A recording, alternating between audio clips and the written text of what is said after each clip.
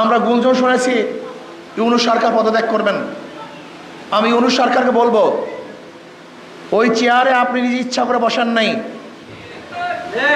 ওখানে জনগণ আপনি বসিয়েছে। ওখান থেকে পদত্যাগ করার এখতিয়ার আপনার নিজের নাই। ওখানে যারা বসিয়েছে তাদের অনুমতি ব্যতীত, তাদের আশা এবং আকাঙ্ক্ষার প্রতিফলন ঘটানো ব্যতীত আপনি ইচ্ছা করলে সেখান থেকে চলে যাবেন, এটা আপনার শান এবং মানের সাথে সামঞ্জস্য হয় না। এটা আপনার শান এবং মানের খেলাফ।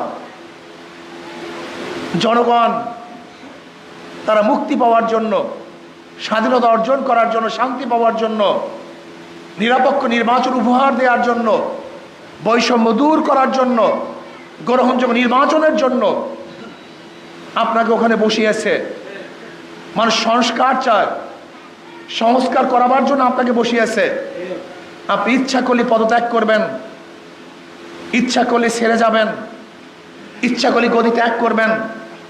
আমরা জানি আপনি চান না, কিন্তু এখানে চাওয়া এবং না চাওয়ার আপনার ব্যক্তিগত বিষয় নয়, আপনার ওখানে থাকা এবং না থাকা করে বাংলাদেশের জনগণের বিষয়, দেশের বিষয়।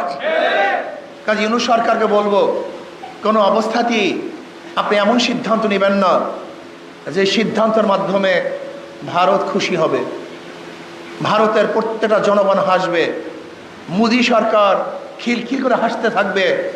এরকম সিদ্ধান্ত আপনি নেবেন না, বরং আপনি এরকম সিদ্ধান্ত নেন যার মাধ্যমে বাংলাদেশের মানুষ স্বাধীন হবে, স্বাধীনতা ভোগ করবে। ওই বর্ডারের মধ্যে আমাদের বাংলাদেশের জনগণের উপরে কেউ গুলি চালাতে পারবে না, এই সাহস পাবে না। অন্যায়ভাবে বাংলাদেশের জমি দখল করার সাহস কেউ করবে না। আমরা দেখেছি ইদানিং আমাদের বিজেপিরাও সচেতন হয়েছে, তাদের সাহস বৃদ্ধি পেয়েছে। সেই দৃশ্য আজও আমরা দেখছি। আমাদের বিজেপির পায়ে ধরে যারা মাপ চাচ্ছে, আমরা চাই এরকম স্বাধীন এক রাষ্ট্র, আমরা সেই জনগণ হতে চাই, পরাধীন জনগণ হতে আমরা চাই না। এই জন্য ইউনূস সরকারকে বলবো, আপনি ইচ্ছা করলেই গদি ছাড়বেন, ইচ্ছা করলেই গদিতে বসবেন, এই এখতিয়ার আপনার নাই। জনগণ আপনাকে বসিয়েছে, জনগণের যখন ইচ্ছা হবে তখন ওখান থেকে আপনি নামতে পারবেন, আর জনগণের ইচ্ছার বাহিরে আপনি ওখান থেকে নামতে পারবেন না। ইসলামী আন্দোলন বাংলাদেশ কি চায়?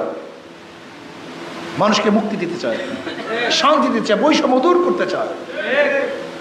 সাম্প্রদায়িক দাঙ্গা থাকবে না, সাম্প্রদায়িক সম্প্রীতির ভিত্তিতে দেশকে